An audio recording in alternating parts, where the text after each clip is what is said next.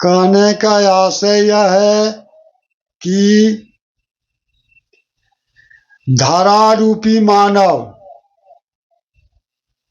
इसे ध्यान से समझें। कहने का भाव यह है, तात्पर्य यह है कि धारा रूपी मानव यानी मनुष्य जो धरती पर है, धारा रूपी मानव काल्पनिक आसमान रूपी काल्पनिक ईश्वर को पाने के लिए, धारा रूपी मानव जो है, कहने का भाव यह है कि धारा रूपी मानव जो है का आसमान रूपी ईश्वर को पाने के लिए उड़ान भर रहे हैं, हवाई जहाज से उड़ान भर रहे हैं और परेशान हैं, जो कि प्राप्त होने का चीज नहीं है। गोस्वामी तुलसीदास जी ने स्वयं लिखे हैं काकभूषण गरुड़ संवार में, कह रहे हैं, निर्गुण ब्रह्म सुगमयति सगुण जान नहीं कोय, असुगमय गमनाना चरित असुनि मुनि मन भ्रम होय।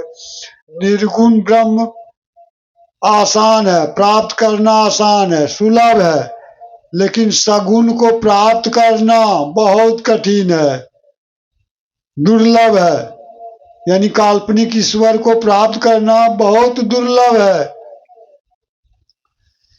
निर्गुण ब्रह्म सुगमयति सगुण जान नहीं कोय, असुगमय गमनाना चरित सुनि मुनि मन भ्रम होय।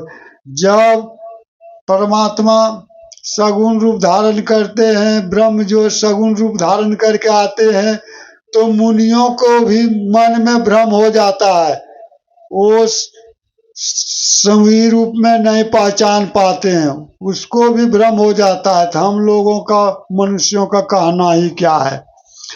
इसीलिए यहाँ पर धरती उलटी आकाश जाए चींटी के मुख हस्ती समाये, अर्थात धरा रूपी मानव जो है काल्पनिक ईश्वर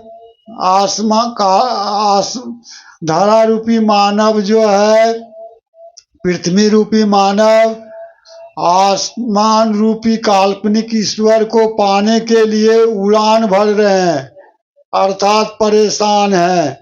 और चींटी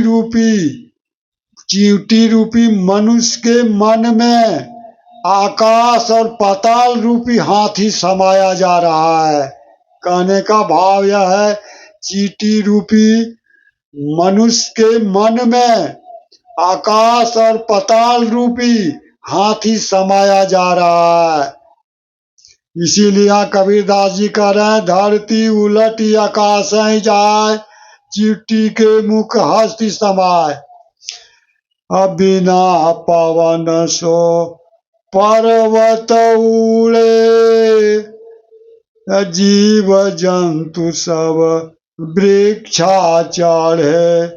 दूसरे पंक्ति का भाव यह है कि विचार रूपी हवा के अभाव में बिना पवन सो पर्वत उड़े।